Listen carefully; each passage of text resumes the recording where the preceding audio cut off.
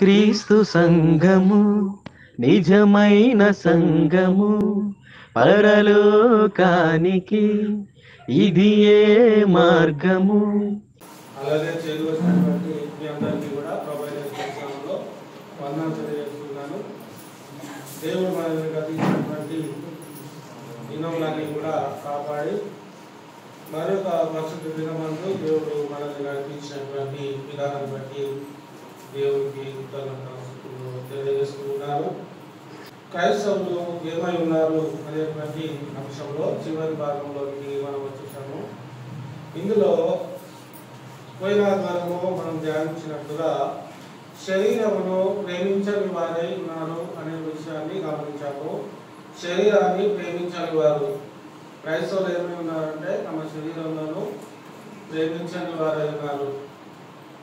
ఎందుకు శరీరమును ప్రేమించకూడదు అనేది మనం చూస్తాం. ఇప్పుడు శరీరాన్ని మనం ఎందుకు ప్రేమించవద్దు అంటే వాక్యం ఇచ్చినటువంటి వివరణను మనం ఆలోచన చేసినప్పుడు యాకోబు పత్రిక 2వ అధ్యాయము 16వ వచనము 17-18 వచనము.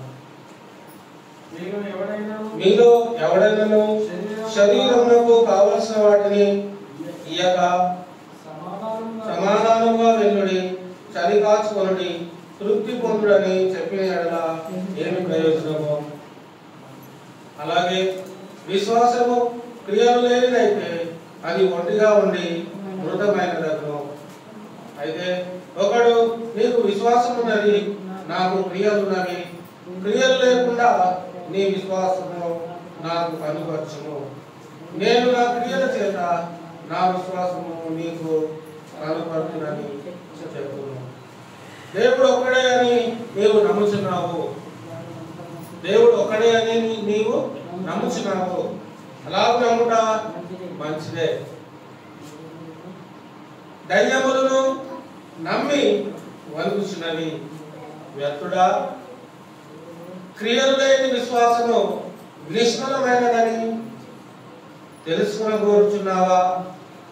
మన పితరుడైన అబ్రహాము తన కుమారుడైన ఇస్సాకును బలిపీఠం మీద అర్పించినప్పుడు ఏమైంది అంటే అతడు క్రియల వలన నీతిమంతుడని తీర్పు పొందలేదా అంటున్నాడు. అంటే క్రియలు, శరీర క్రియలు, దేవుడు మనకిచ్చినటువంటి ఈ శరీరమును బట్టి దేవుడికి అనుకూలమైనటువంటి క్రియలను మనము ఈ శరీరంతో చేయాలి. దేవునికి అనుకూలమైనటువంటి క్రియలు దేవుడు ఏం చేయమంటున్నాడో అవే కార్యాలు ఈ శరీరం ద్వారా మనం దేవుడి క్రియలని జరిగించాలి. అబ్రహాముకు దేవుడు ఇచ్చినటువంటి పరీక్ష, అబ్రహాము యొక్క దేవుడు పెట్టినటువంటి పరీక్ష చాలా తీవ్రమైంది, చాలా బాధాకరమైంది, చాలా వ్యసనపూరితమైనటువంటిది. అంతేనండి. అబ్రహాముకు దేవుడు పెట్టినటువంటి పరీక్ష ఏంటి? పరీక్ష అంటే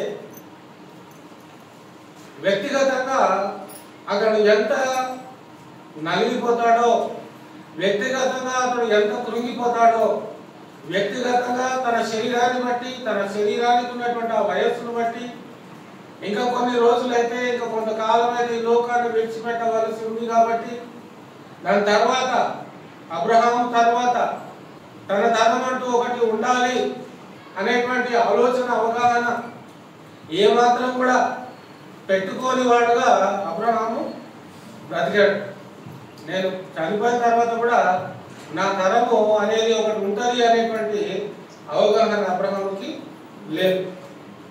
కానీ ఎప్పుడైతే దేవుడు పిలిచాడో, దేవుడు పిలిచినప్పుడు అబ్రహాముకి ఇక పూర్తిగా నమ్మకం అనేది ఏర్పడింది. ఇక నిజంగా దేవుడు మరి నా జీవితంలోనికి ఆయన వచ్చాడు అంటే ఖచ్చితంగా నా జీవితాన్ని ఆయన ఖచ్చితంగా మార్చగలిగేటువంటి వాడు అనేటువంటి విశ్వాసాన్ని అబ్రహాము కలిగిన వాడుగా ఉన్నాడు. ఆశీర్వాదం ఇచ్చినట్టే ఇచ్చి మరలా ఏం చేస్తున్నాడు దేవుడు అంటే మరలా నాకు ఇచ్చేయి అంటున్నాడు. అర్థమవుతుందా? దేవుడు ఇచ్చిన దానిని మరలా దేవుడు అడగడం. ముసలి ప్రాయమందు దేవుడు కుమారుని ఇచ్చినట్టే ఇచ్చి మరలా కుమారుని మరలా నాకు అర్పించు. వృద్ధాప్యమందు ఉన్నటువంటి పరిస్థితి.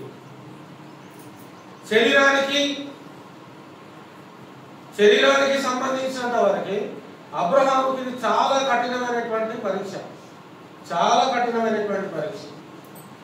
ఎందుకంటే వృద్ధాప్యమందు పిల్లలు లేకపోతే వారు మంచం మీద పడ్డప్పుడు, అంటే చాతకాని వారుగా ఉన్నప్పుడు వారిని చూసుకోవడానికి కుమారులు పిల్లలు చూసినంత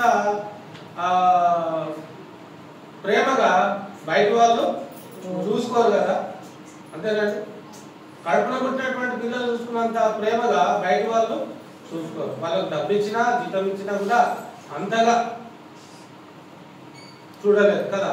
అలాంటి పరిస్థితుల్లో అబ్రహాము జీవిస్తున్నటువంటి రోజుల్లో దేవుడు కుమారుని ఇచ్చినట్టే ఇచ్చి ఆ యవన ప్రాయంలోనికి వస్తున్నటువంటి ఆ బాలుడు యవన ప్రాయంలో ఇంకా ప్రవేశించక ముందే మరి అతనిని నాకు బలిగా శరీరాన్ని బట్టి అతడు పరీక్షింపబడినటువంటి వాడే. ఇక్కడ శరీరాన్ని బట్టి అతడు పరీక్షింపబడుతున్నటువంటి వాడుగా ఉన్నాడు. కానీ ఇక్కడ ఏంటంటే శరీరాన్ని బట్టి మాత్రమే కాదు, ఆత్మను బట్టి కూడా అబ్రహాము పరీక్షించబడతా ఉన్నాడు.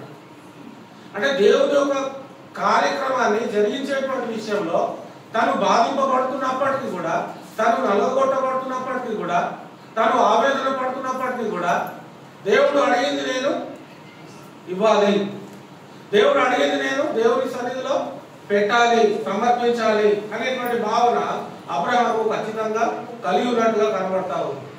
ఇక్కడ గమనించవలసినటువంటి విషయం ఏంటంటే క్రియలు అనేది మనం దేని ద్వారా చేస్తాము? క్రియలు అనేది దేని నుండి చేస్తాం? మనము మన శరీరాన్ని బట్టి క్రియలన్నీ మనము చేస్తాం.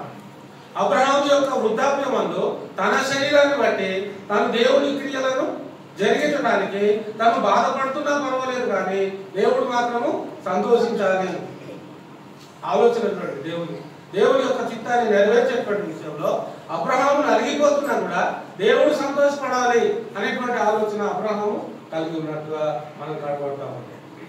ఎవరి ప్రాయంలో అడుగుతాను వేరు, కానీ వృద్ధాప్యమందు అడుగుతా ఉన్నాడు దేవుడు. ఎవరి ప్రాయంలో అడిగితే తర్వాత కాలంలోనైనా ఇంకా కొంతకాలం అయిన తర్వాతైనా దేవుడు నాకు పిల్లలు ఇవ్వచ్చేమో అనుకునే అవకాశము ఉంది. కానీ వృద్ధాప్యమందు అడుగుతున్నాడు దేవుడు. నీ సంతానాన్ని విస్తరింపజేస్తానని చెప్పినటువంటి దేవుడు ఇస్సాకు ఇచ్చినట్టే ఇచ్చి మరలా తనకు ఇవ్వాలని, తనకు సమర్పించాలని దేవుడు కోరుతున్నాడు. గొప్ప పరీక్ష. అబ్రహాము ఎదుర్కొనేటువంటి పరీక్ష చాలా కఠినమైనటువంటి పరీక్ష. అది ఎంత కఠినమైనప్పటికీ కూడా ఆ పరీక్షలో అబ్రహాము నిలువబడ్డాడు. ఆ పరీక్షలో అబ్రహాము నిలువబడిన వాడై దేవునికి సమర్పించేటువంటి విషయంలో, తన కుమారుని ఇచ్చేటువంటి విషయంలో, కుమారుని ఇవ్వడం అంటే ఏంటనుకుంటున్నారు? అక్కడ అడిగింది దేవుడు కుమారునే, కానీ అక్కడ బ్యాక్గ్రౌండ్ లో మనం చూస్తే మొత్తం అన్నట్టు తన పేరును కూడా, అంతే కదా, వంశం ఉండదు కదా తర్వాత. అర్థమవుతుందా? దేవుని కోసము నా వంశం ఈ భూమి మీద నా తర్వాత వంశం లేకపోయినా పర్వాలేదు, దేవుని కోసం నా సంతానాన్ని, అది అక్కడ ఆయన సమర్పణ. అబ్రహాము యొక్క సమర్పణ నిజంగా మనం ఆలోచిస్తే అతడు తన తరం గురించి ఆలోచించలేదు, తన కుమారుని గురించి ఆలోచించలేదు, తన ఆస్తి గురించి ఆయన ఆలోచించలేదు, తన భార్య గురించి ఆలోచించలేదు, తన బంధువుల గురించి అతడు ఆలోచన చేయలేదు. దేవుడు అడిగాడు అనేటువంటి ఒకే ఒక కారణాన్ని బట్టి తన సమస్తాన్ని ఇవ్వడానికి సిద్ధపడేటువంటి వ్యక్తులలో అబ్రహాము మనం చూస్తాం. దేవుడు అబ్రహామును దీవించడానికి కారణం ఏంటంటే ఈ సమర్పణ జీవితము అబ్రహాము తన శరీరాన్ని బట్టి కలిగినటువంటి వాడుగా జీవించాడు. కాబట్టి దేవుడు అతన్ని ఏం చేశాడు అంటే అనేక జనములకు తండ్రినిగా చేశాడు, మాదిరిగా ఆయన మన ఎదుట కనబడుతూ ఉన్నాడు. అందుకే ఇంకొక పేరు కూడా అబ్రహాముకు దేవుడు ఇవ్వడం జరిగింది, విశ్వాసులకి తండ్రి. విశ్వాసులకి ఎవరైతే అబ్రహాము తండ్రి. ఇంత గొప్ప పేరు దేవుడిని బట్టి అబ్రహాము పొందుతున్నాడు. క్రియలను జరిగించేటువంటి విషయంలో, జీవితంలో, క్రైస్తవుని యొక్క జీవితంలో దేవుని క్రియలను జరిగించేటువంటి విషయంలో కొన్నిసార్లు మనకు ఇబ్బంది అవుతున్నా కూడా మనం దాన్ని సహించగలిగినటువంటి వారంగా దాన్ని మనం ఎదుర్కొని అందులో మనం ప్రయాణం చేసి దేవుని యొక్క కార్యాలను నెరవేర్చేటువంటి విషయంలో సిద్ధపడి ఆ కార్యాలను చేయువారంగా ఉన్నట్లయితే ఖచ్చితంగా దేవుడు అక్కడ ప్రతిఫలాన్ని ఇస్తాడు. వాస్తవానికి అబ్రహాం తన కుమారుని భౌతికంగా అర్పించలేకపోవచ్చు, కానీ ఆధ్యాత్మికంగా మాత్రము తన మనసులో తన కుమారుని దేవుడికి తను అడిగినప్పుడే సమర్పించేస్తుంది. అంటే ఇంకా కార్యక్రమం జరగకముందే తన మనసులో దేవుడికి సమర్పించుకున్నాడు. మన జీవితాల్లో కూడా దేవుడు మన ఎదుట పెడుతున్నటువంటి దేవుని యొక్క కార్యాలను జరిగించేటువంటి విషయంలో ఆ సమయం మనం రాకముందే, ఆ సమయం మనకి ఇంకా రాకముందే అది మనము మన హృదయంలో స్థిరపరచుకోవాల్సినటువంటి అవసరము ఉంది. ఎప్పుడైతే మనం దాన్ని స్థిరపరచుకుంటామో మనము జీవించినప్పుడు అది మనకి జ్ఞాపకం చేస్తాము. అందుకే దేవుని యొక్క వాక్యము మన హృదయంలో భద్రపరచుకుంటే మనం జీవించేటువంటి విధానము నిత్యము దేవుని వాక్యం ద్వారా మనకు అది జ్ఞాపకము చేయబడతా ఉంది. అందుకే దావీదు తన యొక్క ప్రార్థనలో గాని తను పాడినటువంటి కీర్తనల్లో గాని మనం ఆలోచన చేస్తున్నప్పుడు ఎక్కువ శాతము దావీదు తన జీవితంలో నలగొట్టబడుతున్నప్పటికీ కూడా ఆధ్యాత్మికంగా మాత్రము దేవుని యొక్క నడిపింపులో అతడు నడిపింపబడుతున్నటువంటి వాడుగా తాను వ్యక్తపరుచుకున్నాడు.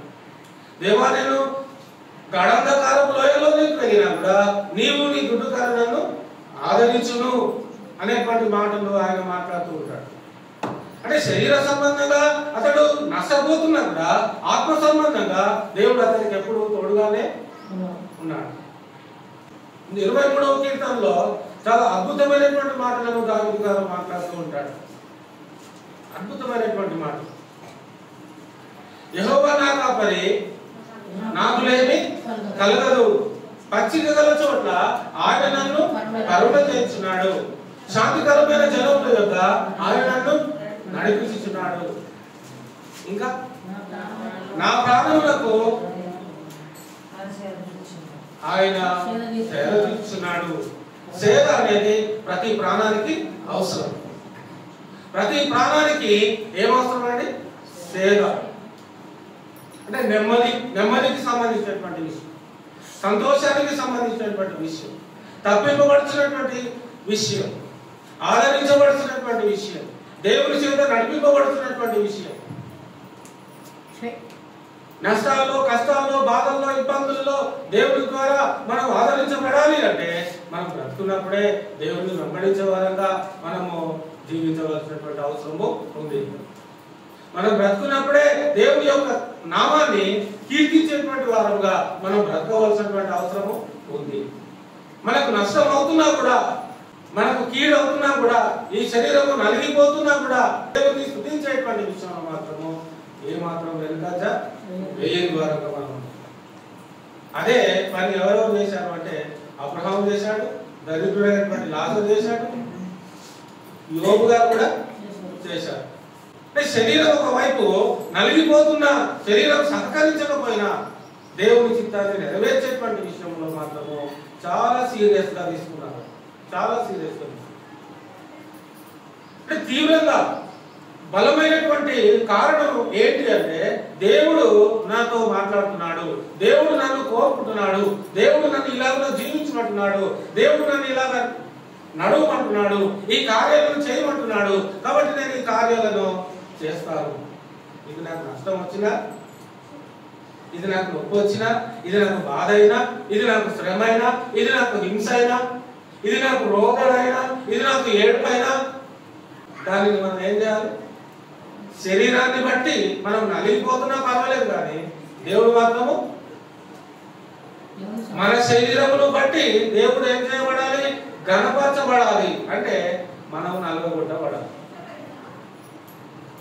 మేలిమి బంగారము కరగబడితేనే అది మేలిమి బంగారముగా ఎలాగైతే అవుతుందో అలాగే ఈ శరీరము నలగొట్టబడితేనే తప్ప దేవుడి నామానికి మహిమ ఈ శరీరం ద్వారా మనము తేలేదు. ప్రార్థన ఉంది అంటే సంతోషంగా మనం ప్రార్థనకి వెళ్ళాలి. ఆరాధన ఉంది అంటే సంతోషంగా ఆరాధన జరిగించడానికి మనము వెళ్ళాలి. శరీరం సహకరించకపోవచ్చు, కానీ మనము ఈ శరీరాన్ని ఎప్పుడైతే దేవుని వాక్యానికి మనం ఈ శరీరాన్ని అప్పగించుకుంటామో ఆటోమేటిక్గా నువ్వు వద్దన్నా కూడా వాళ్ళు దేవుని సన్నిధికి వస్తారు. వాళ్ళే వస్తారు. నువ్వు రమ్మనే అవసరం లేదు, నువ్వు పిలవాల్సిన అవసరం లేదు, వాళ్ళే వస్తారు. ఎప్పుడు వస్తారు? దేవుని భయము ఉంటే, అంతే కదా. ఎందుకంటే దేవుడు మనల్ని పిలుస్తున్నప్పుడు ఆయన ప్రేమ మనకి అందులో కనబడతాము, ఆయన తగ్గింపు అందులో మనకి కనబడతాము, ఆయన ఇచ్చేటువంటి ఆశీర్వాదం మనకి అప్పుడు కనబడకపోయినా దాని వెనకాల ఉంటుంది ఆశీర్వాదం. అది మనం గమనించాలి. దేవుడు మొదట మనల్ని పిలుస్తున్నప్పుడు ఆయన ఊరికనే పిలవడు. దేవుడు మోసేని పిలిచినప్పుడు ఊరికనే మోసేని పిలవలేదు. యెషయాను పిలిచినప్పుడు ఊరికనే యెషయాను పిలవలేదు. దానియేలును పిలిచినప్పుడు ఊరికనే దానియేలును పిలవలేదు. తర్వాత మనం గమనించినప్పుడు ఎంతో మంది ప్రవక్తలను పితరులను మనం పాత నిబంధనలో చూస్తూ ఉంటాం.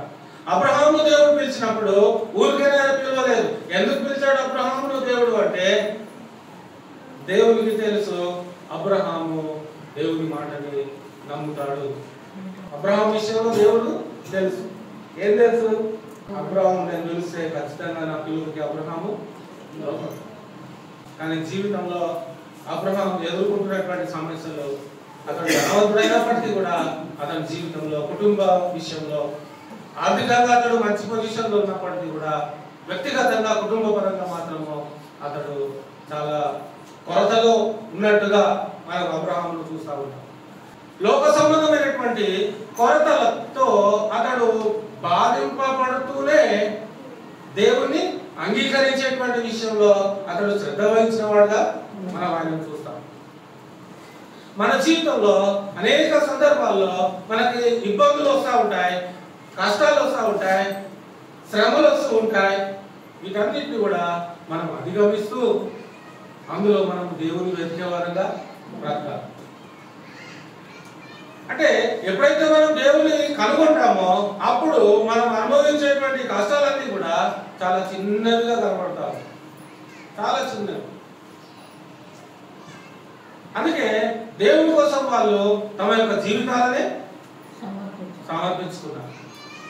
అలాంటి లక్షణము మరి ఈ రోజు క్రైస్తవుల్లో కూడా ఉండాలి అనేటువంటి విషయాన్ని ఈ మాటలను బట్టి మనము నేర్చుకుంటూ ఉన్నాం. దేవుని యొక్క కృపాక్షేమములు మనల్ని వెంబడించేటట్లుగా మనం బ్రతకాలి. ఈ శరీరాన్ని బట్టి మనము బ్రతికినంత కాలము దేవుని కృపాక్షేమములు మన మీద కుమ్మరింపబడేటట్లుగా మనం బ్రతకాలి. బ్రతకాలంటే మనల్ని మనము సమర్పించుకోవాలి. సమర్పించుకోవాలంటే దేవుని మనము అంగీకరించాలి. దేవుని అంగీకరించాలంటే ఆయన యొక్క వాక్యానికి మనము విలువని ప్రాధాన్యతని ఇవ్వాలి. ఆయన సన్నిధికి ప్రాధాన్యత ఇవ్వాలి. ఆయన నామానికి ఘనత ఈ శరీరాన్ని బట్టి మనము కలుగ చేయాలి. మన శరీరాన్ని బట్టి ఆయన నామానికి ఘనత మనము చేయకపోయినా ఆయన ఎల్లప్పుడూ మహిమపరచబడేటువంటి వాడు, ఘనపరచబడేటువంటి వాడు, నిత్యము ఆయన స్తుతులు చెల్లింపబడుచున్నటువంటి వాడు, నిత్యము వేవేల దూతలతో పొగడబడుచున్నటువంటి దేవుడు నీ ద్వారా ఆయన పొగడబడాలని ఆశిస్తూ ఉన్నాడు. అర్థమవుతున్నాడు? అబ్రహామును బట్టే ఆయన మహిమపరచబడాలని కాదు, ఈ రోజు ఉన్నటువంటి నీవు నేను మనం అందరినీ కూడా అదే దృష్టితో ఆయన ఈ రోజు మనల్ని చూస్తా ఉన్నాడు. అబ్రహాము దేవుని నమ్మెను, అదే అతనికి నీతిగా ఎంచబడేను. ఈ రోజు నీవు నేను అదే దేవుణ్ణి నమ్ముతున్నాము. మనం కూడా అలాగా గ్రహింపగలుగుతున్నామా? మనము దేవుని యొక్క చట్టాన్ని, దేవుని యొక్క వాక్యాన్ని మనకు నీతిగా అది ఎంచబడుతుందా? నిజంగా దేవుని యొక్క వాక్యము మనకు నీతిగా ఎంచబడుతుంది, ఖచ్చితంగా మనం దేవుని విడవని వారంగానే ఉంటాం. ఎల్లప్పుడూ ఆయన అడ్డుకొచ్చిన వారంగానే.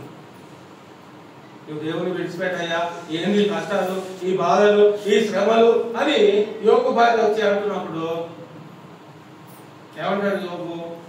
బుద్ధిహీనురాలా, బుద్ధి లేక మూర్ఖురాలా అనేటువంటి ఆ భావనతో కూడినటువంటి మాటలు, పదజాలాన్ని యోగు గారు అక్కడ వినియోగిస్తారు. అంటే తన భార్యను తిట్టాలని కాదు, కానీ ఆ భార్య ఏం చేస్తుంది? యోగు భార్య అంటే నీకు కష్టం వచ్చింది, నీకు బాధ వచ్చింది, ఎందుకు నువ్వు ఇంకా దేవుణ్ణి విడవటం లేదు? ఎందుకు నువ్వు దేవుణ్ణి ఇంకా దూషించి పక్కకు జరగటం లేదు? ఎందుకు దేవుడా దేవుడా దేవుడా అని పట్టుకున్నావు? దేవుడికి ఏం చేశాడు? చివరికి ఏం చేశాడు దేవుడు? ఏం చేశాడండి? మంచి ఉన్నతమైనటువంటి పొజిషన్ లో నుంచి తీసుకొచ్చి పెట్ట కుప్పలో పడేశాడు. యోబుకు ముందు ఏ ప్రాణం అవుతుందో అంత ఘోరమైనటువంటి పరిస్థితుల్లో కూడా అదే ప్రాణం యోబుకి. ప్రాణంలో ఏ మార్పు లేదు. మార్పు ఎక్కడ వచ్చింది?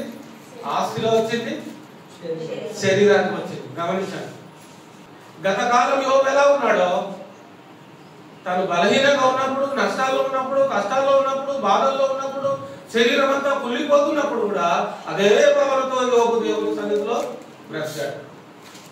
అందుకే వాటిని ఏమంటాడు అంటే, మూర్ఖుడు అలా మాట్లాడవద్దు. దేవుడు ఇచ్చాడు, దేవుడు తీసుకుంటాడు. యెహోవా ఇచ్చాడు, యెహోవా తీసుకుంటాడు. ఇచ్చేవాడు ఆయన, తీసుకునేవాడు ఆయన. ఈ కేవలం ఇవ్వాలి అనే ఆశ కాదు, తీసుకున్నప్పుడు సంతోషంగా దానిని మనము ఇచ్చేసే వారంగా కూడా అబ్రహాం అదే చేశాడు. నీకు కుమారుని ఇస్తా అంటే సరే అని సంతోషంగా కుమారుని తీసుకున్నాడు. నీ కుమారుని నాకు కావాలి అన్నప్పుడు కూడా అదే సంతోషంతో తిరిగి కుమారుని ఇస్తున్నాడు, అర్పిస్తున్నాడు. అంటే దేవుని దగ్గర మనం ఆశీర్వాదం పొందుకోవటమే కాదు, దేవునికి ఇచ్చే విషయంలో కూడా సంతోషంగా మనం ఇచ్చే వారంగా కూడా ఉండాలి. అది దేవుడు కోరుతాడు. అది చేయడం చాలా కష్టమైనటువంటి పని. చెప్పడం చాలా ఈజీ కదా, చెప్పడం చాలా ఈజీ, కానీ దాన్ని నెరవేర్చే విషయంలోకి వచ్చినప్పుడు అది చాలా కఠినంగా అనిపిస్తూ ఉంటుంది. కానీ అది మన కఠినమైనా పర్వాలేదు, దేవుడికి మాత్రం మనం ఇవ్వాల్సింది ఇవ్వాలి.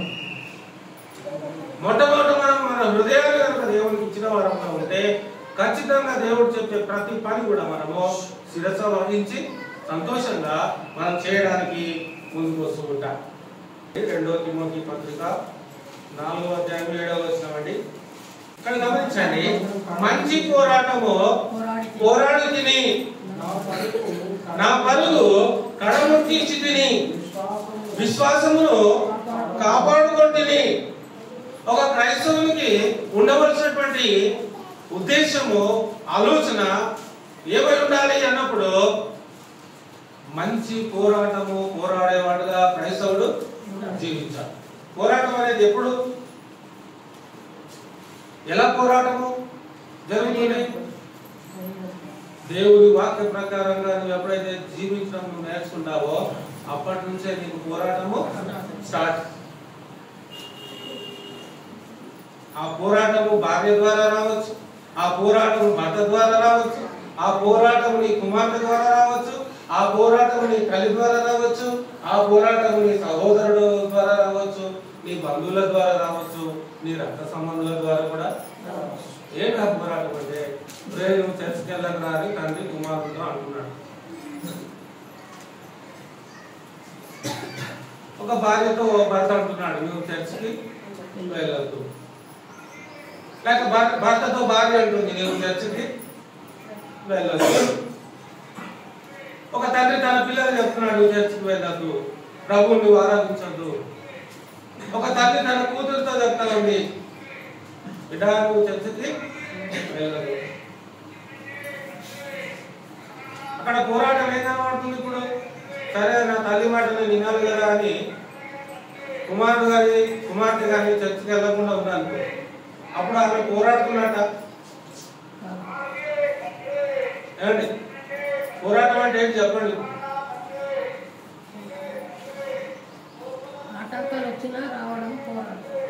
అందుకే యేసుక్రీస్తు ప్రభు ఏమంటాడంటే, ఒకడు నన్ను వెంబడించినాడలా తన సిలువ ఎత్తుకొని నన్ను వెంబడించాడు. నాకంటే ఎక్కువగా తల్లినైనను, తండ్రినైనను, కుమారునైనను, కుమార్తెనైనను, బంధువులనైనను, రక్త సంబంధులనైనను నాకంటే ఎక్కువగా ఎవరిని మీరు ప్రేమించరు. ఒకవేళ నాకంటే ఎక్కువగా మీరు ఎవరైనా ప్రేమిస్తే నన్ను వెంబడించకపోయినా ప్రాబ్లం లేదు. కానీ ప్రాబ్లం ఫేస్ చేయాలి తర్వాత మీరు. ఆ ప్రాబ్లం ఫేస్ చేయొద్దు అంటే ఇక్కడ ఆయనని అదే మార్గం ఉంది మనకి. ఆ విషయంలో మనం పోరాడాలని చెప్తున్నాడు.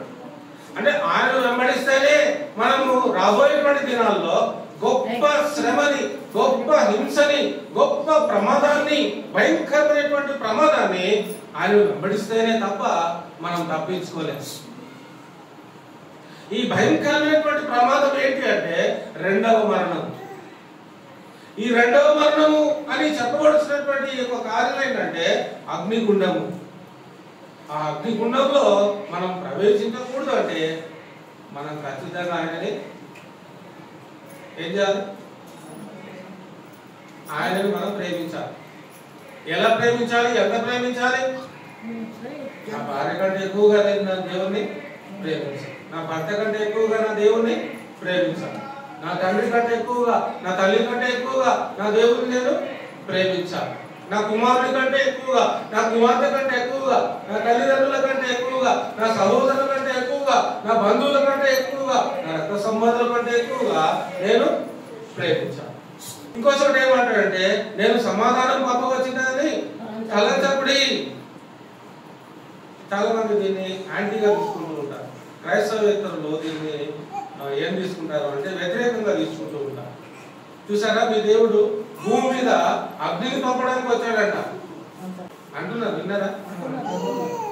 అంటున్నారు. చూసారా, మీ దేవుడు తల్లికి కూతురికి వైరం కలగజేయడానికి వచ్చాడంట. చూసాడా, మీ దేవుడు తండ్రికి కుమారునికి వైరం కలగజేయడానికి వచ్చాడంట. చూసాడా, దేవుడు మీరు సంతోషంగా ఉండడం దేవునికి ఇష్టం లేదు కాబట్టి మీలో గొడవలు చేయడానికి వచ్చాడంట అంటూ ఉంటారు. వాస్తవానికి గొడవలు ఉండడం మంచిదా కాదా? గొడవలు ఉండడం మంచిదా కాదా? ఎవరైనా ఈరోజు మా ఇంట్లో గొడవ కాలేదండి, చాలా బాధేస్తుంది అంటారా? రోజు మా ఇంట్లో మా డాడీ మమ్మీ బయటికి చేసుకునే వాళ్ళండి, ఈ రోజు ఎందుకో చేసుకోలేదు, నాకు చాలా టెన్షన్ గా ఉంది అంటారా? అంటే సాధ్యమైనంత వరకు గొడవ పడకుండా, ఫ్యామిలీలో గొడవ పడకుండా సమాధానంగా సంతోషంగా ఉండాలని 99.9% పబ్లిక్ కోరుకుంటారు. అంతే కదా? ఇప్పుడు క్రైస్తవుల గురించి మనం ఆలోచన చేద్దాం. క్రైస్తవులు ఎలా ఆలోచించాలి? క్రైస్తవుల గృహాల్లో కూడా గొడవలు లేకుండా ఉంటే బాగుంటది అని అనుకోవడం కూడా సహజమే. కానీ ఇక్కడ ఏంటంటే పోరాటం అనేది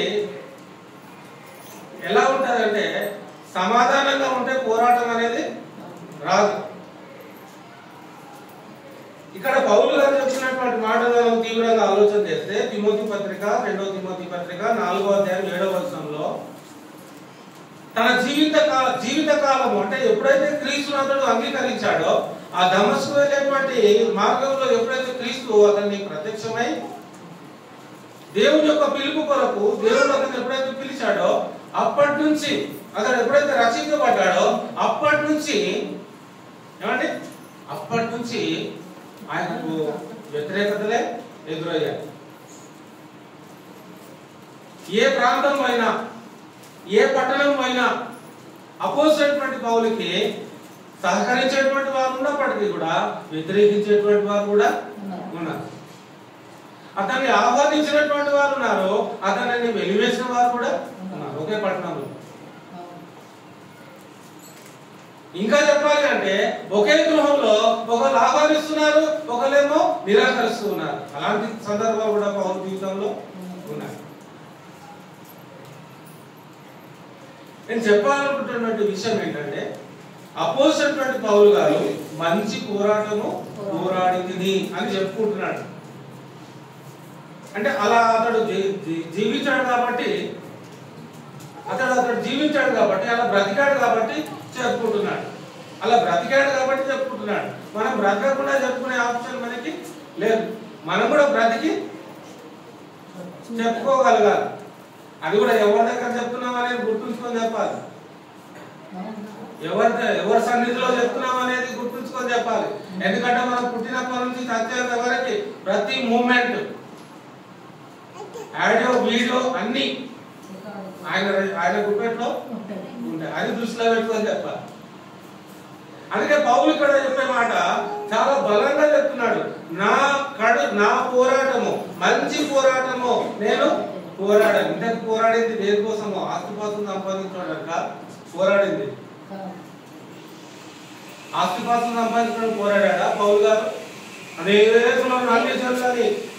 అన్ని జనాంగాలను దేవుడి వైపు నడిపించడంలో అతడు పోరాడాడు. అతనికి వస్తున్నటువంటి వ్యతిరేకతలను అధిగమించాడు. అతడు పొందినటువంటి హింసలను, శ్రమలను, బాధలను, కష్టాలను అన్నిటినీ సహించుకుంటూ దేవుని యొక్క సువార్తని అన్ని జనులైనటువంటి వారికి ఎంతో మందికి ఆయన ప్రకటించి ఎంతో మందిని దేవుని వైపుకి నడిపించాడు. అనేక సార్లు అతడు నలగొట్టబడుతున్నప్పటికీ, అనేక సార్లు చిత్రహింసలు అతన్ని పెడుతున్నప్పటికీ, అనేక సార్లు చెరసాలలో అతని వస్త్రాలు పూర్తిగా తీసేసి అలా చెరసాలలో అలాగా అనేక సార్లు నిలబెట్టారు. శరీరం మీద ఒక వస్త్రం కూడా లేకుండా చెరసాలు అతనిని నిలబెట్టారు, బంధించారు, గొలుసులతో కొట్టారు, రాళ్లతో కొట్టారు, చెరసాలలో వేసి అన్నం పెట్టకుండా చేశారు, నీళ్ళు కూడా చేశారు. ఇంత కఠినంగా హింసించారు. ఎందుకోసం హింసించారు అంటే నీవు క్రీస్తుని ప్రకటించకూడదు, క్రీస్తుని నువ్వు బోధించకూడదు. ఆయన పౌలు గారు ఏమి భయపడలేదు, ఆగలేదు. బ్రతుకున్నప్పుడు అతను మారినప్పుడు ఏం చేశాడు? అనేక మందిని క్రైస్తవులను హింసించినటువంటి ఆయన ఎప్పుడైతే దేవుడు అతన్ని పిలిచాడో అన్నిటినీ వదులుకొని వచ్చాడు, అన్నిటినీ సమర్పించుకొని వచ్చాడు. తన ఆస్తిపాస్తులు కలిగినటువంటి వాడైనప్పటికీ కూడా ఆ ఆస్తిపాస్తులను అన్నిటిని కూడా పెంట కుప్పతో సమానంగా ఎంచుకున్నాడు. దేవుడు ఎంత ప్రేమిస్తే తన ఆస్తిని పెంట కుప్పలాగా పోల్చుకున్నాడు. ఏమండి, దేవుడు ఎంత ప్రేమిస్తే తన ఆస్తిని పెంట కుప్పతో పోల్చుకుంటాడు. అతనికి అర్థమైంది ఏంటంటే నా ఆస్తి కంటే నన్ను రక్షించేది దేవుడు మాత్రమే. నా ఆస్తి నన్ను కాపాడదు కానీ నా దేవుడు నన్ను ఖచ్చితంగా కాపాడుతాడు. నా దేవుడు ఖచ్చితంగా నన్ను రక్షిస్తాడు. నా దేవుడు ఖచ్చితంగా నన్ను విమోచిస్తాడు. నా దేవుడు నాకు ఖచ్చితంగా నెమ్మదిని, సమాధానాన్ని, సంతోషాన్ని అనుగ్రహిస్తాడు. ఈ ఆస్తిపాస్తుల ద్వారా నాకు ఎటువంటి సంతోషం, ఆనందము, తృప్తి లేదు. అందుకే అతని జీవిత కాలంలో ఎప్పుడైతే రక్షించబడినటువంటి వాడై దేవుని అంగీకరించాడో అప్పటి నుంచి అతనికి పోరాటం అనేది స్టార్ట్ అయింది. ఈ రోజు క్రైస్తవులను తీసుకున్నప్పటి నుండి ఎవరైతే ఈ లోకంలో క్రైస్తవులను తీసుకుంటున్నారో, క్రైస్తవులుగా మార్చబడుతున్నారో అప్పటి నుండి వారి జీవితాల్లో పోరాటం అనేది ప్రారంభమైంది. ఆ పోరాటంలో ప్రతి క్రైస్తవురాలు ఖచ్చితంగా ఆ పోరాటంలో పడిపోకుండా చూసుకోవాలి, వెనుకంజ వేయకుండా చూసుకోవాలి. లోకమును చూస్తూనే లోకమును దాటేవారుగా ఉండాలి. లోకంలో జీవిస్తున్నప్పటికీ లోకం నుండి వేరై జీవించాలి. లోకంలో బ్రతుకుతున్నప్పటికీ లోకంతో సంబంధం లేకుండా దేవునితో సంబంధం కలిగి బ్రతకాలి. ఇది చాలా డెలిసిటీ అన్నట్టు క్రైస్తవులు, చాలా కఠినమైనటువంటి పరీక్ష ఇది ప్రతి క్రైస్తవులు. ఈ పోరాటంలో మనం విజయం సంపాదిస్తేనే తప్ప ఆ రక్షణ మనకి రాదు. దేవుడు ఇచ్చేటువంటి రక్షణ నమ్మి మారుమలుచుకుంది పాప క్షమాపణతో బాప్తిజం ఉంటే వచ్చేటువంటి రక్షణ వేరు. రక్షించబడి దేవుని కొరకు జీవించి లోకాన్ని విడిచి ఆయన రాకడ అనంతరము వచ్చేటువంటి రక్షణ వేరు. ఆ రక్షణ మనం సంపాదించుకోవాలి అంటే ఈ జీవితంలో మనం దేవుడికి జీవించేటట్లుగా మనము నేర్చుకొని బ్రతకడం అనేది నేర్చుకోవాలి. పాపము నాకు తావు ఇవ్వకుండా బ్రతకాలి, పాపము చేయకుండా బ్రతకాలి, నీతిగా బ్రతకాలి, యథార్థంగా బ్రతకాలి అంటే పోరాటమే. అది అబద్ధం ఆడకుండా బ్రతకాలి, అది పోరాటమే. మోసం చేయకుండా బ్రతకాలి, అది పోరాటమే. నిత్యము దేవుడితో అంటుకట్టబడి బ్రతకాలి, అది పోరాటమే. నీకు వస్తూ ఉంటాయి ఆటంకాలు, నువ్వు ప్రభు సన్నిధికి వెళ్ళొద్దు అని ఆటంకాలు వస్తావు. శరీరంలో కలిగి జీవించేటువంటి మనకి క్రైస్తవులుగా ఈ లోకంలో జీవించేటువంటి ప్రతి ఒక్కరికి ఖచ్చితంగా ఆటంకాలు వచ్చి తీరుతాయి. ఎందుకంటే పౌలు గారు కూడా ఈ లోకంలో శరీరాన్ని కలిగి జీవించాడు కనుక అతని జీవితంలో కూడా ఇంకా ఘోరమైనటువంటి వ్యతిరేకతలు వచ్చాయి. ఇప్పుడంటే చాలా తక్కువైపోయాయి, కానీ వాళ్ళు ఎన్ని ఇబ్బందులు పడ్డారో, ఎన్ని కష్టాలు పడ్డారో అది ఇప్పుడు కనుక వస్తే ఎవ్వరు నిలువబడలేరు, ఎవ్వరు నిలువబడలేరు. అందరూ క్రైస్తవాలు విడిచిపెట్టేసి వెళ్ళిపోతారు. అప్పటి రోజుల కంటే ఇప్పుడు రోజులు చాలా బెటర్గా ఉన్నాయి. అపోస్తలులు జీవించినటువంటి కాలంలో వాళ్ళ అధికారులు ఎలా ఉన్నారో ఇప్పుడు కూడా అలాంటి అధికారులు ఉంటే కనుక మరి క్రైస్తవులు చాలా తక్కువ మంది మన భారతదేశంలో ఉండేవారు. మంచి పోరాటము పోరాడు తిని అని చెప్పుకుంటూ ఉన్నాడు. ప్రభు యొక్క సన్నిధిలో తను తాను వ్యక్తపరుచుకుంటూ ఉన్నాడు. ఒకవేళ తాను అబద్ధం ఆడితే పరిశుద్ధాత్మ దేవుడి మాటలను రాయించినప్పటికీ అతడు అబద్ధం ఆడుతున్నాడు అని చెప్పేవాడు పరిశుద్ధాత్మ దేవుడు, అంతే కదా. కానీ అది అబద్ధము కాదు, అది నిజము. ఎందుకంటే నిజంగానే పౌలు గారు మంచి పోరాటాన్ని, మంచి అనేది దేనిని బట్టి వచ్చింది అంటే దేవుని పనిని జరిగించాడు కాబట్టి, దేవుని చిత్తాన్ని నెరవేర్చాడు కాబట్టి ఆ పోరాటము మంచి కోసము పోరాడాడు. తన శరీరాన్ని బట్టి తను నలగొట్టబడుతున్నప్పటికీ కూడా దేవుని విషయంలో పోరాడేటువంటి విషయంలో వెనుకంజ వేరువాడుగా పోరాడాడు. పోరాటం అంటే ఆహారం లేకుండా, నీళ్లు లేకుండా, వస్త్రాలు లేకుండా, కొరడా దెబ్బలు తింటూ, కొరడా దెబ్బలు మరి మనం చూస్తే యేసుక్రీస్తు వారు ఒకటి తక్కువ 40 కొరడా దెబ్బలను ఒకసారి ఆయన తింటే అపోజిట్ పౌలు గారు 2 సార్లు తిన్నాడు. ఒకటి తక్కువ 40 కొరడా దెబ్బలు. యేసుక్రీస్తు వారు 39 కొరడా దెబ్బలు తింటే ఈయన ఎన్నిసార్లు తిన్నాడండి? 78 సార్లు, 78 కొరడా దెబ్బలను ఆయన తిన్నాడు. ప్రభువే తన శరీరాన్ని అంతగా సమర్పించుకున్నప్పుడు పౌలు క్రీస్తు యొక్క బోధలో నుండి వచ్చినటువంటి ఈయన క్రీస్తు కంటే ఎక్కువ కొరడా దెబ్బలు తిన్నాడు. స్వీట్ తిన్నాడు అన్నట్టు చెప్తున్నాను కదా.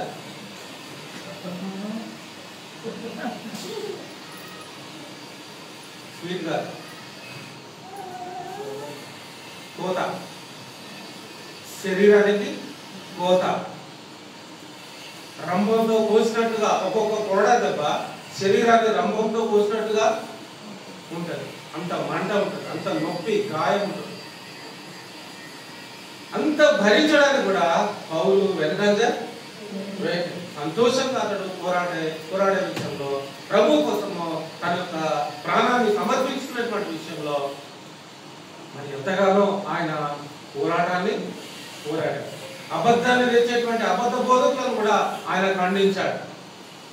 అంతేందుకు పేతురును కూడా పౌలు గారు ఖండిస్తూ ఉంటాడు. కొన్ని సందర్భాల్లో పేతురు కూడా సత్యాన్ని తప్పినప్పుడు మరి పేతురు కూడా ఖండించినటువంటి సందర్భాలు బైబిల్లో మనం చూస్తూ ఉంటాం. పేతురు తర్వాత వచ్చినటువంటి వాడు పౌలు. ఏమంటే పౌలు ముందు వచ్చాడా, పేతురు ముందు వచ్చాడా? పరిచర్యలో పేతురే ముందు వచ్చాడు. పేతురు తర్వాత వచ్చినటువంటి వ్యక్తియే పౌలు గారు. పేతురు అనొచ్చు, మేము సీనియర్లవి, నీవు జూనియర్, నువ్వు నిన్న మొన్న వచ్చి మాట చెప్తున్నావు అని పేతురు అనొచ్చు. కానీ పేతురు అలాంటి మాటలేమి మాట్లాడు. తన తప్పుడు తెలుసుకున్నాడు. నిజంగా నేను తప్పే చెప్తున్నాను అనుకొని ప్రభు సన్నిధిలో అతడు పౌలు చెప్పినటువంటి మాటలను ఒప్పుకున్నాడు. తన తప్పును, నిజంగా దేవుని ప్రేమించేటువంటి వాడు తన తప్పుని తెలుసుకుంటాడు. తన శరీరాన్ని బట్టి జరిగించేటువంటి కార్యాలను ప్రభు సన్నిధిలో నిజంగా ప్రభువుని ప్రేమించేటువంటి వాడు ఒప్పుకొని వాటిని విడిచిపెడతాడు. ప్రభు యొక్క సన్నిధిలో ఈ శరీరాన్ని బట్టి మనం ఎంతగా దేవునికి సమర్పించుకుంటామో అంతగా దేవుడు మన యొక్క ప్రాణానికి ఆదరణని కలగజేస్తాడు. ఎంత నలగబట్టుకుంటే ఆ గొప్ప ఆదరణకి పాత్రలు అవ్వాలి, ఎంత నలగబట్టుకుంటే ఆ ఉన్నతమైనటువంటి స్థానం దక్కించుకోవాలి. ఉన్నతమైనటువంటి స్థానం ఊరికేనే రాదు కదా, వరల్డ్ కప్ ఊరికేనే రాదు కదా. ఏమంటే వరల్డ్ కప్ మ్యాచెస్ ఎంత శాతం గెలవాలి? ఎగ్జాంపుల్ ఒక 20 మ్యాచ్లు ఉన్నాయనుకోండి, 20 మ్యాచ్లు కూడా గెలవాలి, అంతేనా? 20 మ్యాచ్లు కూడా గెలవాలి, అన్ని దేశాలతో ఆడాలి. అన్ని దేశాలను ఓడగొడితేనే అక్కడ ఆ బహుమానం అనేది మనకి వస్తుంది. అలాగే ఇక్కడ కూడా అంతే, లోకమంతటిని మనము జయించాలి. సగం లోకాన్ని కాదు, లోకమంతటిని జయించాలి. లోకమంతటిని జయించాలంటే మన వల్ల అయ్యే పని కాదు. లోకమంతటిని జయించాలంటే మన వల్ల అయ్యే పని కాదు. ఇప్పుడు ఏం చేయాలి? మనము మనకంటే ముందు ఆ లోకాన్ని జయించిన వాళ్ళు ఎవరో వాళ్ళని పట్టుకోవాలి, అంతేనా? మనకంటే ముందు ఈ లోకాన్ని జయించిన వాళ్ళు ఎవరు అంటే యేసుక్రీస్తు వారు మనకంటే ముందు ఈ లోకంలో వచ్చి ఆయన శరీరధారిగా వచ్చి ఆయన ఈ లోకాన్ని తన శరీరమును బట్టి ఆయన ఈ లోకాన్ని జయించాడు. కాబట్టి ఇప్పుడు మనం ఆయనను పట్టుకుంటే, యేసుక్రీస్తును మనం ధరించుకుంటే, యేసుక్రీస్తును మనం కలిగిన వారంగా జీవిస్తే, ఆయన ఎలాగైతే లోకాన్ని జయించాడో ఆ ధైర్యాన్ని బట్టి మనమును లోకమును జయించగలుగుతాం. ఎందుకంటే దేవుడిని హత్తుకొని జీవించేటువంటి వారిని ఎప్పుడు కూడా దేవుడు ఓడించలేదు. దావీదు గొలియాతు ముందు ఓడిపోలేదు, కానీ షో చూస్తే, వీడియో చూస్తే మాత్రము ఈజీగా చెప్పేయచ్చు గొలియాతు గెలుస్తాడని. వీడియో చూస్తే గొలియాతు గెలుస్తాడని ఈజీగా చెప్పేయచ్చు. కానీ అక్కడ వీడియో అందరూ చూస్తున్నారు, కానీ అంతరంగంలో ఉన్నటువంటి పిక్చర్ ఎవరు కూడా అక్కడ దావీదు ఒక్కడే చూశాడు, మిగతా వాళ్ళు ఎవరికి కనబడట్లేదు. ఈవెన్ సౌలుకి కూడా కనబడట్లేదు.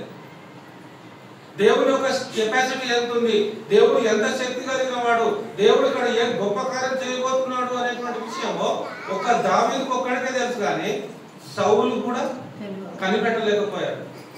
రాజుగా ఉన్నది సౌలే. ఆ సౌలే అంటున్నాడు, దావీదు నువ్వు రాకు, నువ్వు వెళ్ళిపోయి కలుంచాలని అంటా ఉంటాడు. చదివారంటే బైబిల్ అక్కడ ఆ యుద్ధ వాతావరణంలో సౌలు మాట్లాడుతున్నాడు, దావీదు నువ్వెందుకు వచ్చావు, నువ్వు వెళ్ళి కలుంచి అని తప్పించాలనే ప్రయత్నం సౌలు చేయడం మనం చూస్తాం. కానీ దావీదు ఏమంటాడంటే, లేదు, నా ముందు ఉన్నటువంటి ఈ యొక్క గొలియాతును నేను అడగొట్టేస్తాను. అది దేవుడే నా పక్షంగా ఉండి యుద్ధాన్ని చేయబోతున్నాడు. సౌలు సైలెంట్ అయిపోయాడు. ఆహా, అవునా, సరే వెళ్ళడానికి పంపిస్తాను. ఎందుకంటే వ్యతిరేకత అనేది మనకంటే ఎంత బలంగానైనా ఉండదు, కానీ అక్కడ విజయం ఎవరికి వస్తుంది అన్నప్పుడు ఫైనల్ గా దేవుడిని ఆశ్రయించినటువంటి వారు, దేవుడిని వెంబడించినటువంటి వారు, దేవుని యొక్క ఆదరణకు తగినట్లుగా, దేవుని యొక్క ప్రేమకు తగినట్లుగా, దేవుని యొక్క వాత్సల్యతకు తగినట్లుగా ఎవరైతే బ్రతుకుతున్నారో, వారి శరీరమును బట్టి ఎవరైతే దేవుణ్ణి మహిమపరిచేటువంటి వారుగా బ్రతుకుతున్నారో వారికి ఆయన విజయాన్ని ఇస్తాడు. అందుకే యేసుక్రీస్తు వారు మరణాన్ని ఎలా జయించగలిగాడు? అపోస్తలుల 2వ అధ్యాయము, క్షమించండి, 22వ వచనం నుండి మనం చదువుతామండి. అపోస్తలుల 2వ అధ్యాయము 22 నుంచి, ఇశ్రాయేలు వారులారా ఈ మాటలు వినుడి, దేవుడు నజరేయుడగు యేసు చేత అద్భుతములను మహాకార్యములను సూచక క్రియలను మీ మధ్యను చేయించి ఆయనను తన వలన మెప్పు పొందిన వారిగా మీకు కనబర్చెను. ఇది మీరే ఎరుగుదురు. దేవుడు నిశ్చయించిన సంకల్పమును ఆయన భవిష్యత్ జ్ఞానమును అనుసరించి అప్పగింపబడిన ఈయనను ఇక్కడ గమనించండి. దేవుడు నిశ్చయించిన సంకల్పమును దేవుడు ఒక సంకల్పాన్ని నిశ్చయించుకున్నాడు. దేవుడు ఒక ప్రణాళికను ఆయన తన యొక్క ఆలోచనలో ఒక ప్రణాళికను ఆయన కలిగి ఉన్నాడు. తన సంకల్పాన్ని కలిగి ఉన్నాడు. కాబట్టి ఆ సంకల్పంలో ఆయన భవిష్యత్తు జ్ఞానమును అనుసరించి అంటే రాబోయేటువంటి దినాలలో ఆయన భవిష్యత్తులో మానవులకు ఏదో మేలు చేయాలనుకునేటువంటి తలంపు దేవుడు కలిగి ఉన్నాడు. మానవులందరికీ కూడా దేవుడు నిత్య జీవం ఇవ్వాలనేటువంటి తలంపును దేవుడు కలిగి ఉన్నాడు. కాబట్టి ఆ ప్రణాళికను ఆయన కలిగి ఉన్నాడు. కాబట్టి ఇప్పుడు ఆ ప్రణాళికను నెరవేర్చడానికి యేసుక్రీస్తు ప్రభువారు శరీరాన్ని ధరించుకొని వచ్చాడు. అర్థమవుతుందండి?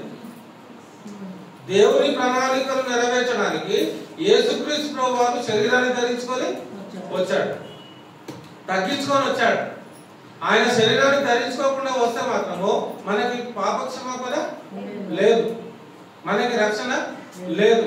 కాబట్టి మనకి రక్షణ కావాలి అంటే, మనకి పాపక్షమాపణ కావాలి అంటే, మనకు నిత్య జీవం కావాలి అంటే, మనం లోకాన్ని జయించాలి అంటే యేసుక్రీస్తు ప్రభువారు మనకంటే ముందు శరీరాన్ని ధరించుకొని రావాలి.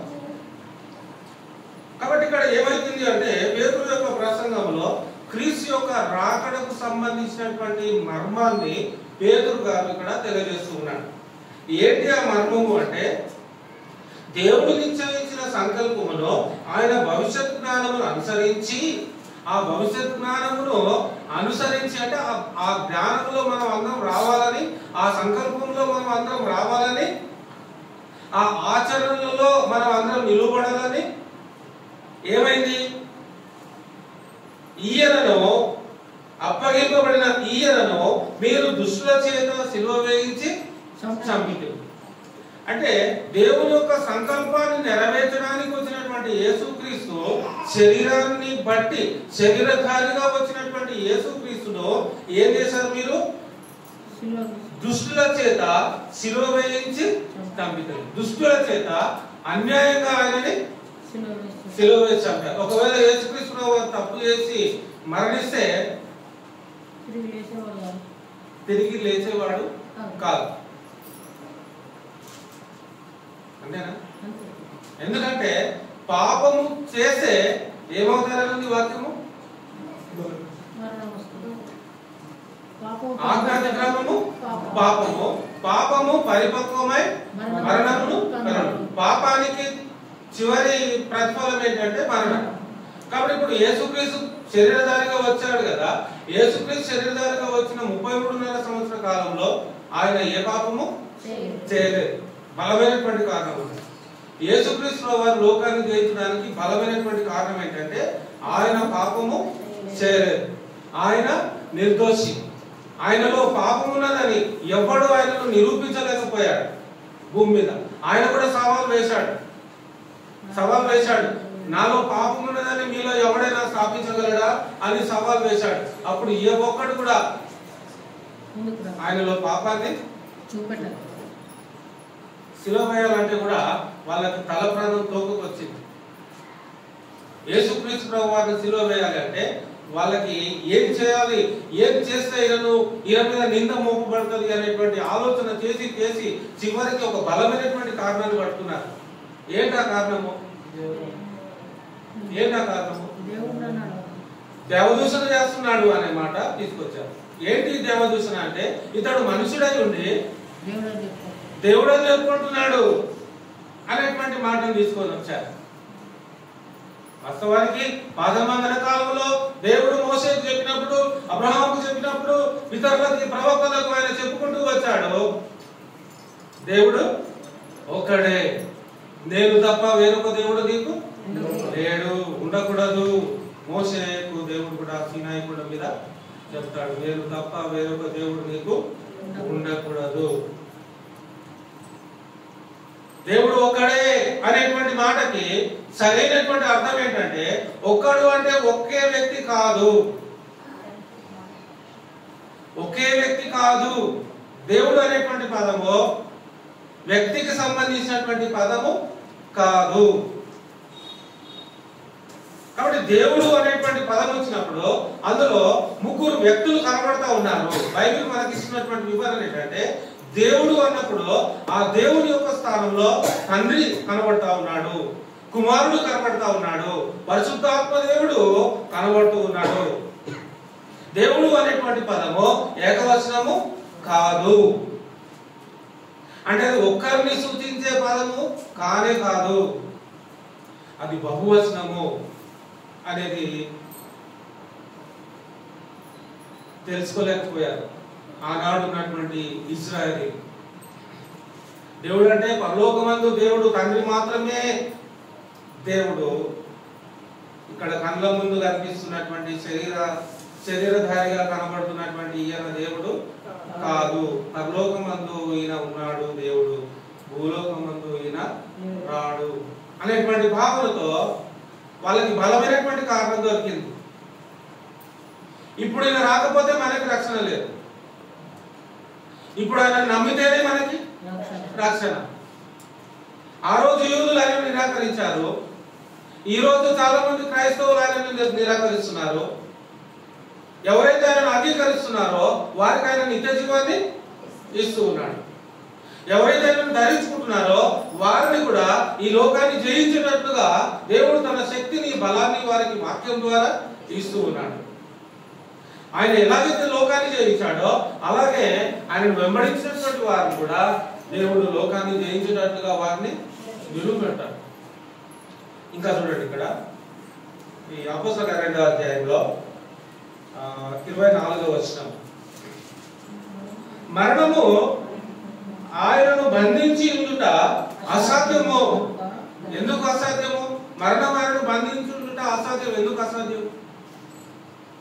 ఎందుకు యేసుక్రీస్తు ప్రభు వారిని మరణము ఎందుకు ఆయనను బంధించడం లేదు?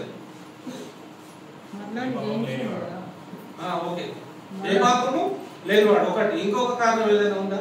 ఎందుకు ఆయనను మరణము ఓడించలేకపోతుంది? మరణము అనేది యేసుక్రీస్తును ఎందుకు ఓడించలేకపోతుంది?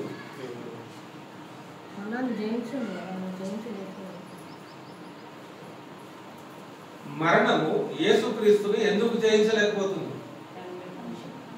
ఇప్పుడు యేసుక్రీస్తు వారు మరణము పొందాడు, శరీరాన్ని బట్టి అతడు మరణించబడ్డాడు కదా. మరణించబడినటువంటి వాడు ఏమవ్వాలి? అలాగే ఉండాలి. అలాగే ఉండాలా? మరణించినటువంటి వాడు అలాగే ఉండాలి, కానీ అలాగే లేడు. 3వ దినంలో ఏమయ్యాడు? లేకపోతే నేను చెప్పేది ఏంటంటే, నేను చెప్పాలనుకునే విషయం ఏంటంటే, మరణించినటువంటి వాడు ఎలా లేపబడ్డాడు? చనిపోయినటువంటి వాడు ఎలా లేపబడ్డాడు?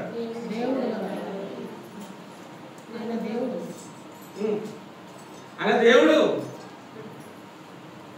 అర్థమవుతుందా? ఆయన దేవుడు. ఆయన దేవుడు కాబట్టే ఆయనను శరీరాన్ని బట్టి అతన్ని చంపేసినా కూడా ఆయన దేవుడు కాబట్టి ఆయన ఏం చేశాడు అంటే లేపాడు. దేవుడు ఆయనని లేపాడు. దేవుడు ఆయనని లేపాడు. యోహాను సువార్త 1వ అధ్యాయం 1-2 వచనాల్లో ఆదియందు వాక్యం ఉండేను, వాక్యము ఒక వ్యక్తి అనుకుందాం. ఆదియందు వాక్యం ఉండేదంటే వాక్యం అనేది ఒక వ్యక్తి అనుకుందాము. వాక్యము దేవుడై ఉండేది అంటే ఆ వాక్యము దేవుడి యొక్క ఉండేది.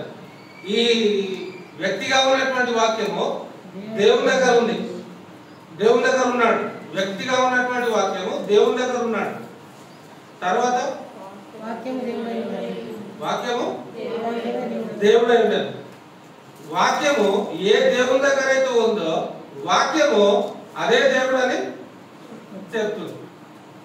అంటే దేవుడుగా ఉన్న వాక్యం ఉన్నాడు, వాక్యముగా ఉన్న దేవుడుగా ఉన్నటువంటి వాక్యము ఉన్నాడు. అంటే వాక్యము ఉన్న దేవుడు ఉన్నాడు, దేవుడుగా ఉన్న దేవుడుగా ఒక దేవుడు ఉన్నాడు. అంటే ఒక దేవుడు ఉన్నాడు, ఆ దేవుడుగా వాక్యముగా ఇంకొక దేవుడు ఉన్నాడు, ఆత్మగా ఇంకొక దేవుడు ఉన్నాడు. దేవుడు అనేటువంటి పదానికి తండ్రి, కుమారుడు, పరిశుద్ధాత్మ అనేటువంటి 3 వ్యక్తులను సూచించేటువంటి పదము దేవుడు. దేవుడు అన్నప్పుడల్లా కూడా ఈ 3 వ్యక్తులు వస్తారు. 3 వస్తారు అంటే ఇప్పుడు యేసుక్రీస్తుని తండ్రి లేపాడా లేకపోతే తనకు తానుగా లేచాడా?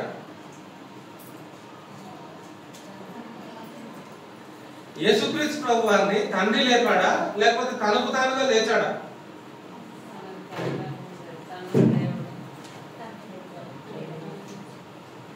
ఒక్కసారి మనము యోహాను సువార్త 1వ అధ్యాయము 14వ వచనం చూద్దాము. యోహాను సువార్త 1వ అధ్యాయం 14వ వచనం.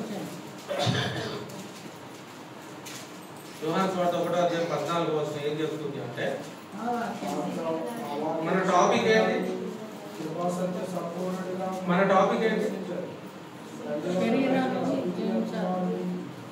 శరీరమును బట్టి మనము క్రైస్తవులు ఏమై ఉన్నారు అనేటువంటి పాఠంలో క్రైస్తవులు తమ శరీరములను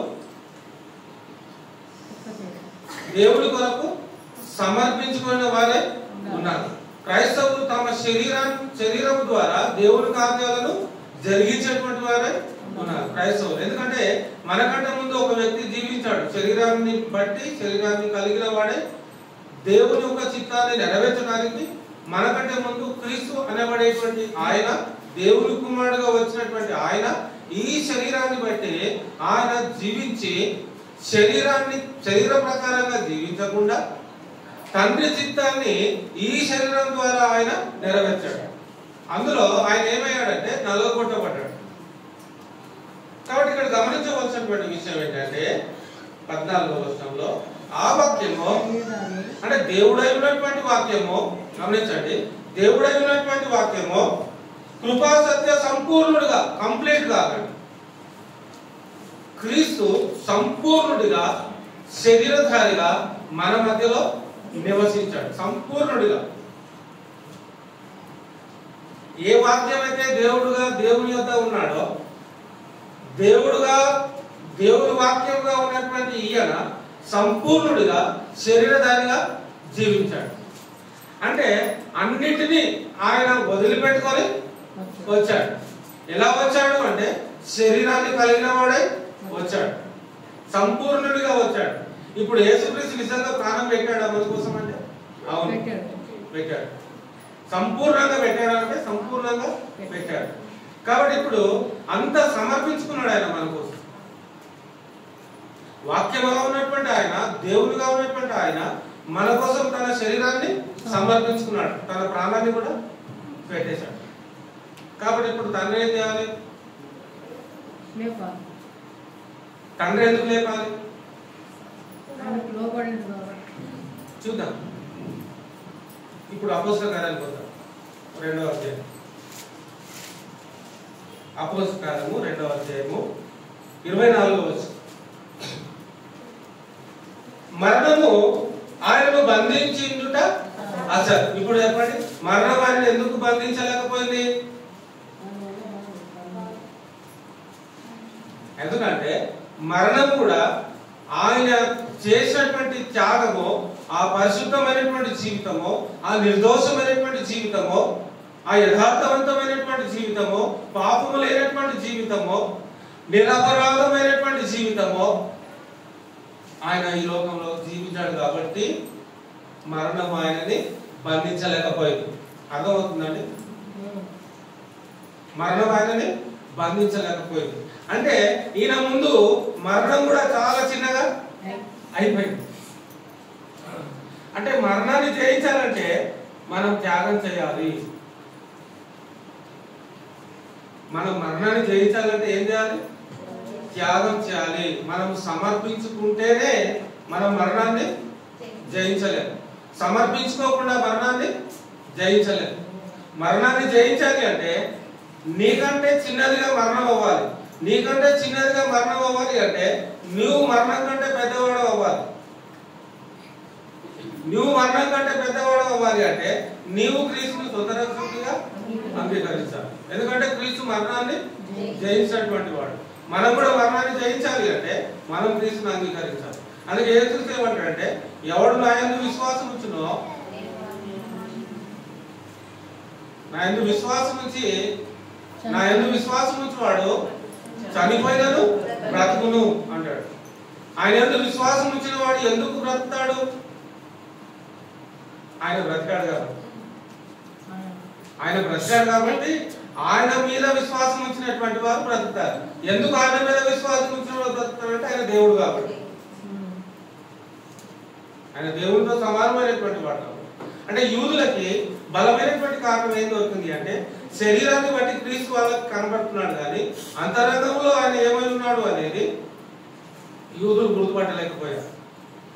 అందుకే నిజంగా యేసుక్రీస్తు దేవుడు అని వాళ్ళకి తెలిస్తే, అర్థం అవుతే ఆయనను సిలువ వేసి చంపేవాళ్ళు కాదు.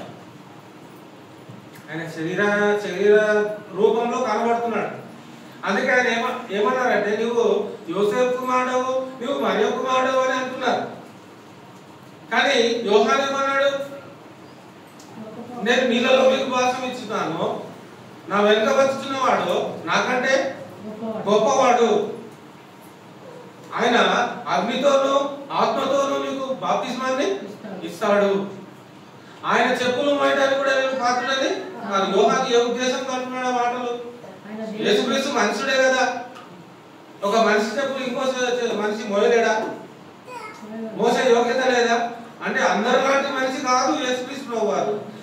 ఆ వ్యక్తికి ఒక ప్రత్యేకత ఉంది. యేసుక్రీస్తు ధరించుకొని వచ్చినటువంటి శరీరానికి ఒక ప్రత్యేకత ఉంది, ఒక ఉన్నతమైనటువంటి స్థానం ఉంది, ఒక దేవుని ప్రణాళిక దానిలో దాగి ఉంది, ఒక దేవుని యొక్క సంకల్పం దానిలో దాగి ఉంది. దేవుని యొక్క సంకల్పాన్ని నెరవేర్చడానికి ఆయన ఈ లోకానికి శరీరధారిగా వచ్చాడు కాబట్టి, పాపం లేకుండా ఆయన జీవించాడు కాబట్టి మరణం ఆయనను బంధించలేకపోయింది. మరణమే ఆయన పాదాల మీద పడిపోయింది. మరణమే ఆయన పాదాల కింద పడిపోయింది. అందుకే పాతాళలోక తాళపు చెవులు నా స్వాధీనంలో ఉన్నారు. ప్రకటన గ్రంథంలో కనబడుతుంది. పాతాళలోక ద్వారముల యొక్క తాళపు చెవులు అంటే దాని మీద అధికారము నాకే. ఎందుకు వచ్చింది అధికారం? ఏంటంటే ఈయన పాపం లేకుండా బ్రతికాడు ఈ శరీరానికి. అంటే ఏ మానవుడు బ్రతకలేనటువంటి బ్రతుకు యేసుక్రీస్తు ప్రభువు ఈ లోకంలో బ్రతికి ప్రపంచానికి చూపించాడు. అందుకే ధర్మశాస్త్రం ఎవ్వరు కూడా నెరవేర్చలేకపోయారు కాబట్టి యేసుక్రీస్తు వచ్చి ఈ లోకంలో ధర్మశాస్త్రాన్ని సంపూర్ణంగా నెరవేర్చాడు. పాత నిబంధనలో ధర్మశాస్త్రం వచ్చినప్పటి నుంచి మలాకీ గ్రంథం వరకు కూడా ధర్మశాస్త్రాన్ని పదార్థాలు ఎవ్వరు కూడా పాటించలేదు. పదార్థాలు సంపూర్ణంగా ఎవరు పాటించలేదు. మీరు టెస్ట్ చేయండి, ఎగ్జామ్ చేయండి. మోసే కూడా పదార్థాలు అన్ని పాటించలేకపోయాడు. పాటించడా? నిన్ను వాళ్ళని పొరుగువాన్ని ప్రేమించంటే ద్రోగులారా అని తింటాడు ఇజ్రాయేల్. తింటాడా? పోయిందా? పోయింది. అలా చెప్పుకుంటూ పోతే ప్రతి ఒక్కరిలో కూడా ఏదో బలహీనత, ఏదో లోపం మనం చూస్తూ ఉంటాం. కానీ యేసుక్రీస్తు వచ్చిన తర్వాత మాత్రము క్రీస్తులో అటువంటి లోపాలు ఏవి కూడా మనకి కనబడదు. అందుకే మరణం ఆయన పాదముల దగ్గర పడిపోయింది. ఆయన ఎవరికి పర్మిషన్ ఇస్తే వాళ్ళ మీద మరణం అనేది వెళ్తుంది.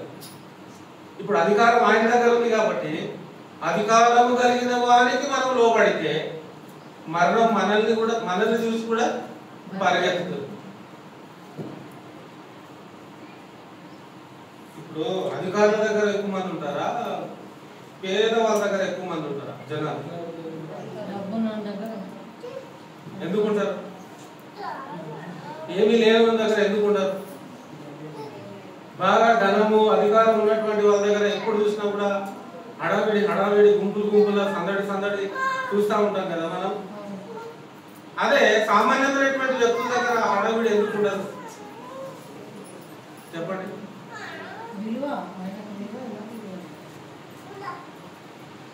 అందుకే ఒక ప్రత్యేకత, దేవుడు మనల్ని ఒక ప్రత్యేకమైనటువంటి స్థానంలో పెట్టుకోవాలని అనుకున్నాడు, ఉంచుకోవాలనుకున్నాడు, నిలుపుకోవాలని అనుకున్నాడు.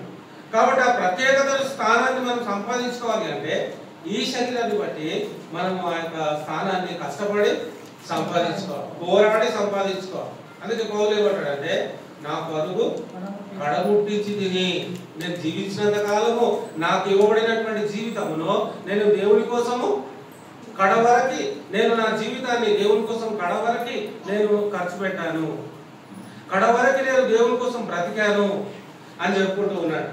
ఒకసారి మనం చూద్దాం. ఇది అపోస్తలుల 2వ అధ్యాయంలో 24వ వచనం. మరణము ఆయనను బంధించుట అసాధ్యం కనుక దేవుడు మరణ వేదనను తొలగించి ఆయనను లేపాడు. మరణ వేదనను తొలగించి ఆయనను లేపాడు. ఆయన గురించి దావీదు ఇట్లా లేదు, యేసుక్రీస్తు గురించి దావీదు మాట్లాడుతున్నాడట. ఏమని? నేను ఎల్లప్పుడూ నా ఎదుట ప్రభువును చూచుచుంటిని. నేను ఎల్లప్పుడూ నా ఎదుట అంతేనండి, నేను ఎల్లప్పుడూ నా ఎదుట ప్రభువును చూచుచుంటిని. ఆయన నా పొడి పార్శ్వమందు ఉన్నాడు గనుక కదల్చబడను, నేను కదల్చబడను. కావున నా హృదయము ఉల్లసించను, నా నాలుక ఆనందించును. మరియు గమనించండి, మరియు నా శరీరము కూడా నిరీక్షణ కలిగి నిలకడగా ఉండును. నీవు నా ఆత్మను పాతాళంలో విడిచిపెట్టవు, నీ పరిశుద్ధుని కుళ్ళుపట్టనీయవు. నాకు జీవమార్గములు తెలిపితివి, నీ దర్శనం అనుగ్రహించి నన్ను ఉల్లాసముతో నింపెదవు. ఇవన్నీ కూడా ఎలా వస్తున్నాయి యేసుక్రీస్తుకి అంటే అతడు అలా జీవించాడు కాబట్టి అక్కడ అతనికి అన్ని కూడా ఆదరణ అనేది క్రీస్తు యొక్క జీవితాన్ని బట్టి, ఆయన సమర్పించుకున్నటువంటి ఆ సమర్పణను బట్టి తిరిగి అతడు ఏదైతే పోగొట్టుకొని వచ్చాడో, ఏదైతే కాదనుకొని వచ్చాడో, ఏ పరలోకాన్ని అయితే, ఏ మహిమనైతే ఆయన వదులుకొని నీ కోసం నా కోసం వచ్చాడో, తిరిగి అవన్నీ కూడా మరలా ఆయనకి వచ్చేస్తారు. అందుకే మృతులలో నుండి లేపబడిన తర్వాత ఆయన స్వరూపంలో ఒక ప్రత్యేకత వచ్చింది. మరణం పొందేంత వరకు ఆయన ఒక రూపం అయితే, మృతులలో నుండి లేచిన తర్వాత ఆయన స్వరూపము, ఆ మహిమ అంతా కూడా డిఫరెంట్ అయిపోయింది. అంతకుముందు ఆయన మరణించక ముందు తలుపులు వేసుంటే తలుపు కొట్టి తలుపు తీసిన తర్వాతనే లోపలికి వెళ్ళేవాడు. ఆయన మృతుల్లో నుండి లేపబడిన తర్వాత నువ్వు తలుపు తీయకపోయినా కూడా ఆ తలుపులో నుండే అతడు లోపలికి వెళ్ళిపోయాడు. మారిపోయింది శరీర ఈ భౌతికమైనటువంటి దేహము మాయమై ఆ భౌతికమైనటువంటి దేహము ఏ దేహముగా మార్చబడిందంట? మహిమ దేహముగా మార్చబడింది. మహిమ దేహానికి ఏ ఆటంకము ఉండదు, ఏ వస్తువు కూడా దానిని ఆపలేదు, ఏ మరణం కూడా ఆయనని బంధించలేదు. అంత శక్తి కలిగినటువంటి ప్రభావము ఏదైతే తను వదులుకొని వచ్చాడో తిరిగి ఆ ప్రభావం ఆయనకి వచ్చింది. ఇంకా మొత్తం రాలేదు, కొంచెం వచ్చింది. మొత్తం ఎప్పుడు వచ్చింది అంటే సౌలు దమస్కు వెళ్ళేటువంటి మార్గంలో వచ్చింది. అప్పుడు కూడా 100% రాలేదు, 50% అనుకుంటున్నాను. ఆ దమస్కు వెళ్ళేటువంటి మార్గంలో ఆ వెలుగును చూసి అతడు చచ్చిన వారి వలె పడిపోయాడు. తన చూపు మొత్తం పోయింది. ఎవరు వచ్చారు? ఎవరు ప్రత్యక్షమయ్యారు ఆ మార్గంలో అంటే యేసుక్రీస్తు ప్రత్యక్షమయ్యాడు. ఈయన వెలుగేంటి, ప్రత్యక్షత ఏంటి, వెలుగేంటి? అంతకుముందు ఎలా ఉన్నాడు? ఒక సామాన్యమైనటువంటి మనిషిగా కనబడుతున్నాడు. ఇప్పుడు ఎలా ఉన్నాడు? సౌలు సంఘాన్ని నిలిచినప్పుడు వెళ్ళినప్పుడు ఆ దర్శనం అయినప్పుడు ఎలా ఉన్నాడు? అప్పటికి ఇప్పటికి మార్పు అనేది ఉంది. క్రీస్తు సామాన్యమైనటువంటి వ్యక్తి మాత్రమే కాదు, ఆయన దేవుని కుమారుడుగా ఆయన ఎంచబడిన వాడైనప్పటికీ కూడా సాక్షాత్తు ఆయన దేవుడుగా కూడా ఆయన పిలువబడతా ఉన్నాడు. ఆ గొప్ప అధికారం కలిగినటువంటి వాడుగా ఆయన పిలువబడతా ఉన్నాడు. ఆయన గురించి దావీదు చెప్తా ఉన్నాడు. 29వ వచనంలో మనం చూస్తే 29 నుంచి 33 వరకు చూద్దాము. సహోదరులారా, మూల పురుషులకు దావీదును గురించి మీతో నేను గాఢంగా మాట్లాడవచ్చును. అతడు చనిపోయి సమాధి చేయబడెను. అతని సమాధి నేటి వరకు మన మధ్య ఉన్నది. అతడు ప్రవక్త ఉన్నారు కనుక అతని గర్భఫలంలో నుండి అతని సింహాసనం మీద ఒకరిని కూర్చుండబెట్టుదును అని దేవుడు తనతో ప్రమాణపూర్వకంగా ఒప్పుపెట్టుకునే సంగతి అతడు ఎరిగి క్రీస్తు పాతాళంలో విడవబడలేదనియో ఆయన శరీరం కుళ్ళిపోలేదనియో దావీదు ముందుగా తెలుసుకొని ఆయన పునరుత్థానం గురించి చెప్పాను. ఈ యేసును దేవుడు లేపాను. ఏ యేసును దేవుడు లేపాడు? ఏ యేసు అయితే శరీరాన్ని ధరించుకొని లోకానికి వచ్చాడో, ఏ వాక్యం అయితే శరీరాన్ని ధరించుకొని లోకానికి వచ్చాడో, ఏ వాక్యం అయితే శరీరధారి కృపా సత్య సంపూర్ణుడిగా మన మధ్యలో నివసించడానికి ఏ వాక్యం అయితే వచ్చాడో, ఆ వాక్యములో దేవుడుగా ఉన్నటువంటి ఆయన చనిపోయినప్పుడు శరీరాన్ని బట్టి అతను చనిపోయి పడ్డాడు కాబట్టి ఆ శరీరానికి తిరిగి మృతులలో నుండి పునరుత్థానము దినమందు ఆయనను మృతులలో నుండి మహిమ శరీరమును ఇచ్చి మృతులలో నుండి ఆయనని లేపడం. అప్పుడు అందరూ ఆశ్చర్యపోయారు. ఏమైతే ఈయన ఇంత ఈజీగా చంపేస్తే ఈయన ఇంత ఈజీగా మృతులలో నుండి అలా లేపబడ్డాడు. ఏంటంటే ఆయన మరణాన్ని జయించాడు కాబట్టి. ఆయన కష్టపడి మరణాన్ని జయించాడు, మరణాన్ని ఓడించాడు. ఓడించాడు కాబట్టి జయించగలిగాడు. ఓడించాడు అంటే శరీరమందు ఆయన మరణాన్ని ఓడించాడు. శరీరంతో ఏ పాపము చేయలేదు కాబట్టి మరణాన్ని ఓడించాడు. ఈరోజు మనకు కూడా ఆ యొక్క ఆధిక్యత ఇవ్వబడతావు. క్రైస్తవులంగా మనం కూడా ఈ లోకాన్ని జయించాలి అంటే మనం కూడా పాపం చేయని వారంగా జీవించినప్పుడు ఖచ్చితంగా మనం లోకాన్ని జయించగలం. దేవుడి మాటలు మనకు పలుకుతుంది కాక అందరికి వందనాలండి.